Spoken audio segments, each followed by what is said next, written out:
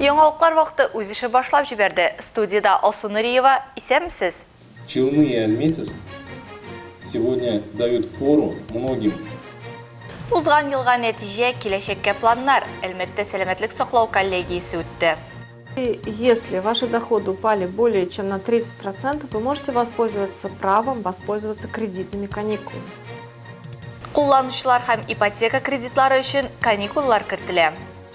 Я считаю, что данная встреча для меня была полезной, и я в будущем планирую устроиться на работу в полицию. Студентларга һөнәрне дөрес сайларга булышалар. Әлбәттә, эш визиты белән Татарстан Республикасы сәламәтлек саклау министрының беренче урынбасары Альмир Абашев булып китте. Ул районда сәламәтлек саклау коллегиясе утырышында катнашты. Очрашуда сәламәтлек саклау системасы эшчәнлегенең 2021 елга нәтиҗәләре турында фикер алыштылар. Шулай ук 2022 елга төп үсеш юнәлешләрен билгеләделәр. Алсу Амирова дәвам итә.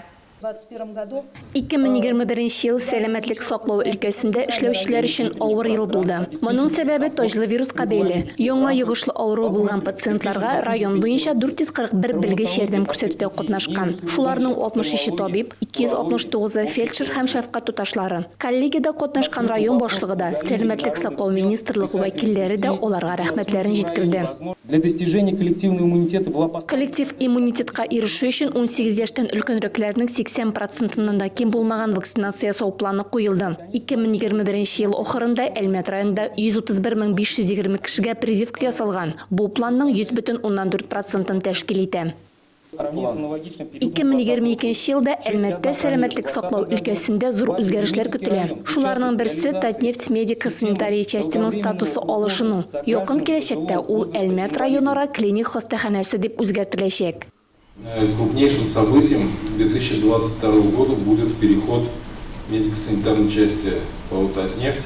2022 елда Татнефть медик-санитар частиның Татарстан Республикасы дәүләт сәламәтлек саклауына күчү бик зур вакыйга булачак. Бу Әлмәт районы өчен генә түгел, ә бөтен Әлмәт агломерациясе өчен дә, безнең медицина өлкәсендә Көньяк-Көнчыгыш округы өчен хезмәт итәргә тиеш. Результаты, если мы сейчас в этом году поработаем хорошо, они должны быть во благо альметьевцев.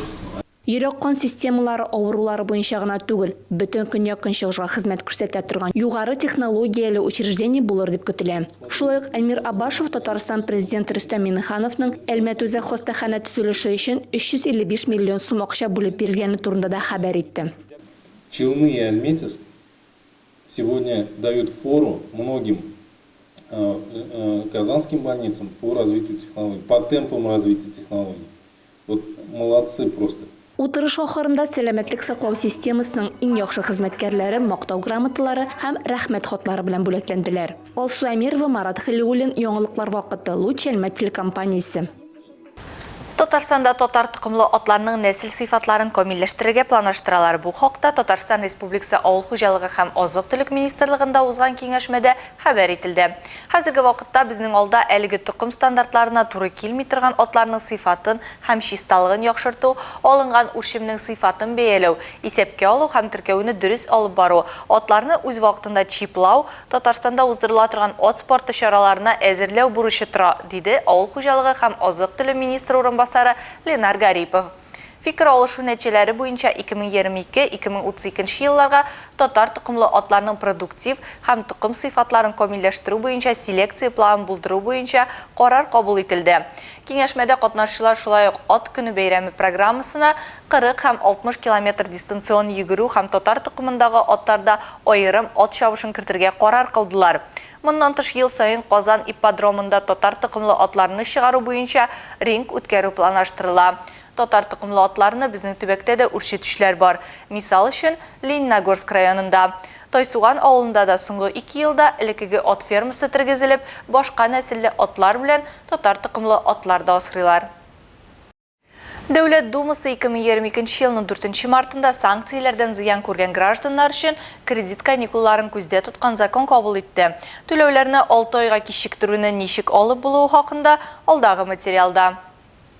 Россиялеләрнең кредит каникулларын рәсмиләштерү мөмкинлеге барлыкка килү турында сөйләгән идек инде. Хәзер аны рәсмиләштерү өчен нинди документлар кирәклеге билгеле булды. Гражданин шулай ук шәхси эшкуар, авыр финанс хәлендә калган, ә кредит үзе 1 мартка кадәр рәсмиләштерелгән очракта, быелның 30 сентябренә кадәр теләсә кайсы көнне шундый каникуллар бирүне сорап мөрәҗәгать итә ала. Если ваши доходы упали более чем на 30%, Сезнең керемнәр кимендә 30%-ка кимегән очракта сез кредит каникулларыннан файдалана аласыз. Моның өчен сезгә кредит каникуллар бирү үтенече белән язма гариза белән үзегезнең банкка мөрәҗәгать итәргә кирәк. оставить вам эти кредитные каникулы. Түләүләр кичектерелгән вакытта ул күп дигәндә ярты ел дәвам итәргә мөмкин, кешене барлык түләүләрне башкарудан азат итәчәкләр. Каникуллар башланган вакытта түләүне кичектергән өчен штрафлар һәм пени күләмен арттырмаячаклар. Бурычка бирүче залогтагы фатирын яки машинасын сата алмаячак, әмма бурыч суммасына процентлар исәпләнү дәвам итәчәк. Аларны соңрак түләргә туры киләчәк. В случае, если банк вам отказывает в устной форме, просите обязательно, чтобы они аргументировали в письменной форме. И после этого вы можете обращаться с жалобой в Центробанк Российской Федерации. Эшлекле дөньядагы башка яңалыкларны программабызның традицион рубрикасыннан белә алачаксыз. Март айынан башлап уллыкка яки кызлыкка балалар алган Татарстан гаиләләре арттырылган күләмдә, ягъни индексацияләнгән бер тапкыр бирелә торган түләүләр алачак. Татарстан Республикасы буенча Россия пенсия фонды бүлеге матбугат хезмәте хәбәр итүенчә, баланы уллыкка алган вакытта бер тапкыр бирелә торган түләүләр уллыкка алучыларга, опекуннарга, попечительләр яки тәрбиягә алган ата-аналарга бирелә. Ел башында мондый ярдәм һәр уллыкка алынган бала өчен 18886 сум тәшкил итте. Ә 8 яшь тулган инвалид баланы уллыкка алган өчен 144306 сум билгеләнде. Гаиләгә бер юлы берничә бер туган бала кабул ителсә, шулай ук 144306 сум күләмендә бер тапкыр бирелә торган акчалата ярдәм күрсәтелде дип искәрттеләр фондта. Март аеннан башлап уллыкка бала алучыларга индексацияны исәпкә алып 20472 сум һәм 156428 сум түләнәчәк. Гариза һәм пособие хокукын раслаучы документлар белән яшәү урыны буенча пенсия фондының клиент хезмәтенә мөрәҗәгать итәргә мөмкин. Моны уллыкка алу турында суд карары үз көченә кергән көннән опека һәм попечительлек органы тарафыннан опека һәм попечительлек билгеләү турында карар чыгарылган көннән, яисә баланы гаиләгә алу турында килешү төзелгән көннән 6 ай эчендә эшләргә кирәк. Пенсия күләме турында белешмәне Россия пенсия фонды бүлегенә килеп тормыйча дистанцион рәвештә алырга мөмкин. Пенсия күләме һәм билгеләнгән түләүләр турында белешмәләр бирү гражданнар арасында ихтыяҗ зур булган Россия пенсия фонды хезмәтенең берсе булып тора. Бу документны алу өчен күпчелек очракта кешеләр шәхсән пенсия фондының территориаль органнарына мөрәҗәгать итә, әмма пенсия фондына килү бөтенләй мәҗбүри түгел. Бу мәсьәләне хәл итү өчен пенсионерга дәүләт хезмәтләре порталында теркәлгән булу һәм расланган хисап язмасы булу да җитә, диелә фондның матбугат хезмәте хәбәрендә. Пенсия һәм социаль түләүләр түре һәм күләме турында дистанцион рәвештә белешмә алу өчен Россия пенсия фонды сайтында яки дәүләт хезмәтләренең бердәм порталында шәхси кабинетка керергә кирәк. Белешмә Россия пенсия фонды төбәкара мәгълүмат үзәгенең көчәйтелгән квалификацияле электрон имзасы белән булачак. Бу хезмәт бушлай күрсәтелә. Мәскәү биржасының фонд секциясендә сатулар әлеге атнада 14-18 мартта туктатылып торачак. Шул ук вакытта фонд секциясендә мәйданчы клиентларына позицияләрне ябу адреслы гаризалар режимы мөмкин булачак. Бу карарны Россия банкы кабул итте дип хәбәр итә регуляторның матбугат хезмәте. Шуның белән бергә акчалата секция инструментлары буенча сатулар, валюта парлары, товар секциясе кыйммәтле металлар һәм фьючерсындагы килүшләр гадәти режимда Мәскәү вакыты белән 10-нан 18:45 сәгатьләрдә алып барылачак. Валюта һәм акча базарларында шулай ук репо базарында да килешүләр 10 сәгатьтә башланачак дип ачыклык кертәләр Үзәк банкта. Бүген Россия банкларының төп бурычларының берсе карталарның гамәлдә булу вакытын озайту. Татарстан Хөкүмәт банкының карта продуктларын үстерү буенча җитәкчесе Светлана Миколенко Татар информ агентлыгына шулай дип белдерде. Россия эчендә операция тулы күләмдә үзгәрешсез башкарыла, чөнки аңа ил күләм түләү карталары системасы тарафыннан хезмәт күрсәтелә дип ачыклык кертте эксперт. Барлык банкларда карталарның гамәлдә булу вакытын озайту өчен тиешле чаралар күрә. Бу гамәлдә булу вакыты төгәлләнгән карталарны яңадан чыгарырга кирәк түгел дигән сүз. Миколенко искәртеп үткәнчә 10 марттан башлап Россия банклары чыгарган Visa һәм MasterCard системасында карталар белән чит илләрдә һәм чит ил онлайн кибетләрендә түләп булмаячак. Россия территориясендә барлык түләү системалары карталары белән банкоматларда төрле операцияләр башкарырга, кибеттә әйбер сатып алганда түләргә мөмкин. Мир картасы хуҗалары халыкара түләү системалары карталары буенча башкарырга мөмкин булган барлык финанс гамәлләрен дә үти ала. Моннан тыш Android операция системасы белән смартфон ярдәмендә контактсыз түләү өчен MirPay сервисын тоташтырырга мөмкин. Россия пенсия фондының Татарстан бойынша бөлігінде республика халқының сұраулары туғанлықтан пенсияның не үшін февральда март айына қарағанда зуррақ болуын аңлаттылар. Мәтбуғат қызметі хабары бойынша әлігі айырма ғинвар үшін үстеме төлеу белән бәйле. Бу айда Татарстанлыларға 5,9% күләмендәге индексацияны исәпкә алып түләделәр. 1 февральдан исә Россия президенты Владимир Путин күрсәтмәсе белән индексация 8,6%-ка кадәр арттырылды. Февраль пенсиясе зур булды, чөнки бу айда пенсионерлар пенсия белән бергә ғинвар үшін 8,6% индексацияләнгән өстәмә акча алды. Мартта исә пенсия гыйнвардагы өстәмәсез генә күчерелде. Индексация 2 этапта үткәрелде. 1 гыйнвардан пенсияләр 5,9%-ка арттырылды. 1 февральдан Россия президенты күрсәтмәсе буенча федераль закон нигезендә өстәмә рәвештә 8,6%-ка индексацияләнде диелә хәбәрдә. Дөньядагы вәзгыять эшсезләр саны артуга китерергә мөмкин дип белгечләр. Шулай да әле бу эш бетә дигәнне аңлатмый. Мисал өчен бүген Әлмәт полиция бүлегендә вакансияләр бар. Полициядә эшләү өчен нинди белем кирәк, нинди таләпләр бар, хезмәткәрләр өчен нинди льготалар һәм өстәмә түләүләр каралган. Әлеге һәм башка сорауларга Әлмәт полиция бүлеге хезмәткәрләре политехника техникумның чыгарылыш курс студентларына җавап бирделәр. Политехника техникумның чыгарылыш 4-нче курс студентлары укуларның финиш сызыгына чыктылар. Кулларына диплом алгач, алар сайлау алдында калды. Кемдер алга таба югары укыртында укыячак яки белгечлек буенча эшкә урнашачак. Башка өлкәдә хезмәт юлын сайлаучылар да булырга мөмкин. Россия Эчке эшләр министрлыгының Әлмәт район бүлекчәсе хезмәткәрләренең студентлар белән очрашуы яшьләр өчен полициядә эшне күзаллау өчен яхшы форсат булды. Полициядә очраклы кешеләр эшләми. Алар гомер буе дәүләтебез һәм гражданнарыбыз мәнфәгатьләрен яклау буенча лайыклы һөнәр сайлаган кешеләр, дип билгеләп үтте Россия Эчке эшләр министрлыгының Әлмәт районы буенча бүлек җитәкчесе Айрат Бахаветдинов. Служба полицейская, она очень сложная, трудная, да, но она очень интересная. Полициянең һәр бүлегендә дә эшләү катлаулы, ләкин шул ук вакытта ул бик кызыклы эш. Мин үзем полициядә 30 ел эшлим. Бер көндә мин полициядә эшләүмә үкенмим. Бу бик кирәкле һәм кызыклы эш. Дня ни секунды я не жалею о том, что я выбрал профессию милиционера, полицейского. Это очень нужная, интересная работа, И полициядә эшләр өчен һәр кандидатка җитди сайлап алыну узарга туры киләчәк. Бу хакта Россия Эчке эшләр министрлыгының Әлмәт буенча бүлек башлыгы урынбасары Илфат Зәйтүнов сөйләде. Студентларның, яшьләрнең хәзерге яшәү рәвеше аларның балаларында киләчәк язмышына җитди йогынты ясарга мөмкин дип ассыклады ул. Шуңа күрә законга каршы гамәлләр киләчәктә дәүләт хезмәтен планлаштырган гаиләдә булырга тиеш түгел. Сез эшләмәсәгез, киләчәктә балаларыгыз, оныкларыгыз дәүләт органнарында эшләргә мөмкин. Алар алдында намусыгыз чиста булсын, диде ул. Хукук органнарында хезмәт итүнең барлык шартлары һәм өстенлекләре турында белү студентлар өчен кызыклы булды. Аларның кайберләре инде киләчәк язмышларын Эчке эшләр министрлыгы белән бәйләргә уйлый. Полициягә эшкә килгән яшьләр киләчәктә укуларын Казан юридик институтында дәвам итә алачаклар. Я считаю, что данная встреча для меня была полезной, и я вот в будущем планирую устроиться на работу в полицию. Алса Амирова, Вероника Рябов, Марат Халиуллин, Яңалыклар вакыты Әлмәт телекомпаниясе. Ә хәзер кыска вакытлы реклама бүленәчәкбез. Аның артыннан ук безнең эфирда. Без бу юлы инде өлкәннәрне зурларга уйладык. Бөгелмәдә халык җыр ансамбленең иҗат кичәсе узды. Сегодня в нашем районе проходит очень важное и значимое событие.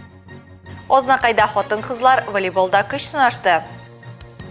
Первый турнир мы организовали в 2020 году. Хәвәскәрләр футбол лигасы җиңүчеләре билгеле. Реклама тиз ачак. Безнең белән калыгыз. Эфирда яңалыклар вакыты дәвам итәбез.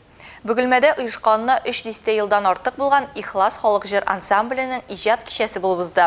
Анда өлкәннәрне зурладылар. Ансамбльгә күп еллар йөрүчеләргә татар мәдәниятенә зур өлеш керткәннәр өчен рәхмәт хатлары тапшырылды. Бөгелмәдәге махсус хәбәрчебез Айгөл Шәрәфиева дәвам итә. Картайырга вакыт юк. Ихлас халык җыр ансамбленә йөрүчеләр бер авыздан шулай ди. Бу аңлашылады. Коллективның 3тән бире өлкән яшьтәгеләр. Алар бүген почетта. Рәхмәт хатлары татар мәдәниятен саклап калуга зур өлеш кертүчеләргә тапшырылды. Кайберләрнең ансамбльдә җырлый башлауларына 30 ел узып та киткән. Бу ансамбльдә мин 30 ел йөрим инде. Бик күңелле, арган вакытларда жал итәсең, күңелләр күтәрелеп китә. Кайчагында давление вакытында киләсең, давление бетеп китә. Шундый рәхәт булды, рәхәт, бик рәхәт. Ой жаны, вай жаны, дубыр дубая, бандюк кызы зиләйлүк. Татар халык җырлары ихлас ансамбльнең төп репертуары. Быел ансамбль оешуга 33 ел тула. Иҗат концерты да шул уңайдан. Өлкәннәр өчен бу зур бәйрәм. Безнең бүген иҗат концерты ел сайын үткәрелә торган концерт бу. Без бу юлы инде өлкәннәрне зурларга уйладык. Безнең ансамбльгә Алмазия Ханнанова, Сагыйда Гыймаева, Рафис Мунтин, Альфия Нурмөхәммәтова инде 30 елдан артык йөриләр. Алар шушы ансамбльгә тугры калып, үзләренең җырларын халкыбызга бүләк итәләр. Бүген дә алар үзләренең матур җырларын шушы концертта халыкка бүләк итәргә дип ашкынып торалар. 33 ел эчендә җыр коллективы шактый югарылыкка менгән. Халык ансамбль исемен яулаган. Барлык фольклор ансамбльләр катнашкан бәйгеләрдә катнашып, җиңүләр яулаган. Искә төшерә башласаң, аларны санап бетереп булмый дип сөйли 83 яшьлек Алмазия Ханнановна. Монда истә калган, сөйләп бетерә торган түгел, бик күп вакыт кирәк моны сөйләргә. Түгәрәк уенга бардык, минем бөтен Россиянең фольклорный ансамбльләре җыелган җиргә түгәрәк уенда уйнап биеп кайттык. Көлшәриф мәчетенең ишек алдында. Шу бөтен Россиядән фольклорный ансамбльләр җыелган иде. Оннан җиңүнең 55 еллыгына бардык. Галиәскәр Камал театрының стенасы буенда выступать иттек. 12 гармончыбыз бар и бабайлар. Алар хәзер мәрхүмнәр инде. Аларны менә искә төшеп, аларны уйлап сөйләшәбез. Ondan soң түгәрәк уенга бардык. Ансамбльнең киләчәге бар. Моны ансамбльгә йөрүче яшьләр дәлилли. Иң яшь җырчыга 10 яшь. Ансамбльне урта яшьтәге бөгелмәлеләр дә ярата. Күпләр биредә тормыш хыялларын тормышка ашыра. Ихлас ансамбленә йөрүем күптәнге хыялым. Һәм менә Аллага шөкер шушы хыялым тормышка ашты. Концертларга килеп, техниклар йортында шушы ансамбльнең концертларын карагач та миндә алар белән бергә бер рәттән җырлап бирермен микән, шушы матур татар килмәтләрен кигермен микән дип хыяллана идем. 3 ел инде менә хәзер Аллага шөкер ихласта йөрим, бик шатланып йөрим. Эштән арып талып кайткан чакта да аруларым бетә. Дуслар таптым. Апалар белән таныштым. Айгөл Шәрәфиева, Илнар Сәйдколов, Әлмәт Луч телекомпаниясе яңалыклар вакыты. Март айында Ознакай җирлегендә хатын-кызлар көненә багышланган чаралар уздырылып килә. Шуларның чираттагысы политехник техникум базасында үткәрелгән волейбол турниры. Быел анда 7 хатын-кызлар командалары катнашты. Теманы Илмир Шәрифуллин дәвам итә. Волейбол уенын һәркем ярата, бик күпләр уйный. Ә инде хатын-кызлар волейболы аеруча кызыклы һәм мавыктыргыч. Ярышларны ачып район башлыгы урынбасары Роза Галиева гүзәл затларның җәмгыятьтә тоткан ролен билгеләп, аларның спортка да вакыт табуларын хуплады. Алда уңышлар теләде. Сегодня в нашем районе проходит очень важное и значимое событие. Все любительницы этого великолепного, прекрасного вида спорта, как волейбол. Бүгенге ярышларда барысы 7 команда көч сынаша. Шулар арасында Кәкре елга авылыннан килгәннәре иң яше. Безнең команда Кәкре елгадан. Без инде үзебез Кәкре елга мәктәбендә әле уйнаган идек. Төрле ярышларга йөрдек. И менә монсында инде белдек, что шундый олы ярыш була икәнен. Шуларга без җыелып, кызлар белән сөйләштек тә, җыелып уйнарга булдык. Турнирда шулай ук администрация, Үзәк сырхауханы, Мәгариф идарәсе, Пенсия фонды, Татнефть автоягулык станциясе, Актүбә бистәсе командалары да катнашты. Сегодня мы проводим турнир. Мондый турнирны һәр ел сайын үткәрәбез. 19 елдан башлап җиңүчеләргә район башлыгының күчмә кубогы да тапшырылып килә. Хатын-кызлар волейболы районыбызда үсеш алуга без бик шат. Район җитәкчелеге тарафыннан да хатын-кызлар волейболына зур игътибар бирелә. Район башлыгы үзе дә спортны бик ярата, шуңа күрә сәламәт яшәүнең никадәр әһәмиятле икәнен аңлый. Ярыш нәтиҗәләре буенча быел да Нефтяночка командасы уенчылары җиңү яулап, район башлыгының күчмә кубогын үзләрендә калдырды. Администрация волейболчылары 2нче урында, ә район Мәгариф идарәсе 3нче урында булды. Илмира Шәрифуллина, Рөстәм Акбаров, яңалыклар вакыты, Луч, Әлмәт телекомпаниясе. Әлмәтнең Хәвәскәр футбол лигасы чемпионаты тәмамланды. Ул декабрь айында башланган иде һәм 3 ай дәвам итте. 5-5 форматында узган мини-футбол турниры җиңүчеләрен бүләкләү тантанасында безнең иҗат төркеме дә булып кайтты. Хәвәскәрләр футбол лигасы кысаларында узучы кышкы турнирда Әлмәт командаларынан тыш күршеләр дә бар. Беренче югары һәм суперлига дивизионнарыннан торучы чемпионатта барлыгы 21 команда катнаша. Первый турнир мы организовали в 2020 году. Бірінші турнирны біз 2020 елда уздырдық. 15 команда катнашкан иде. Быел безнең 21 команда катнаша. Шуларның икесе Бөгелмәдән килә. Күбрәк башка шәһәрләр командаларын килүен теләр идек. Иногородние команды, чтобы к нам приезжали на турнир. Азим Хикматуллин 7 елдан артык футбол белән шөгыльләнә. 3 ай дәвам иткән сезонда егет нибары 3 уенда катнашмый. Алга таба егет футбол тренеры булып эшләргә планлаштыра. Этот сезон был самый удачный для меня, а остальные... Бу сезон минем өчен иң уңышлы булды. Башка сезоннарым монсына әзерлек булды. Сезонның 10 уенның 7-сендә уйнадым. Немного опыта поднабрался, вот поэтому. Татспецстрой оешмасында эшләүче Александр Купанов та ишек алды футболын кичкенәдән уйный. Кызыксынган һәм үз эшен яраткан кеше хезмәт гаиләдән тышта нәтиҗәләргә ирешә ди ул. Сколько лет занимаюсь футболом, наверное, даже не помню. Футбол белән кайчаннан шөгыльләнгәнемне хәтерләмим. Туганнан бирледер. Уен миңа ошады һәм яратып киттем. Шуннан бирле һәвәскәр дәрәҗәсендә шөгыльләнәм. Спортка, футболга мәхәббәт иң мөһиме. Кешегә чыннан да кысык булса, ул яраткан шөгыльне әз генә булса да гел вакыт табачак. Чуточку времени для своего любимого дела. Кышкы 5-5 мини-футбол турниры тәмамланды. Июньдә 8-8 урамда узачак футбол турниры башланачак һәм 3 айдан артык дәвам итәчәк. Лина Хәсәншина, Тимур Туманов, Яңалыклар вакыты, Луч Әлмәт телекомпаниясе. Бу сезгә ишеткерәсе соңгы мәгълүматыбыз иде. Мин Алсу Нуриева һәм монтаж операторы Олия Байрамалова сезнең белән саубуллашабыз. Киләсе очрашларга кадәр.